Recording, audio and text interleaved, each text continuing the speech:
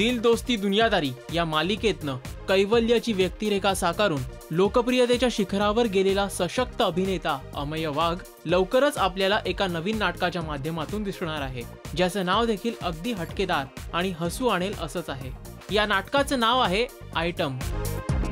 नाटक कंपनीची नवीन कलाकृती असलेल्या या नाटकाचे लेखन सिद्धेश पुरकर यांनी केलं असून क्षितिज दाते यांनी आयटम नाटकाची निर्मिती केली आहे। अजून तरी या नाटकाची कथा रिव्हील करण्यात आली नसली तरी अभिनेता अमेय वाघ आणि अभिनेत्री अक्षया देवधर प्रमुख भूमिकेत दिसतील।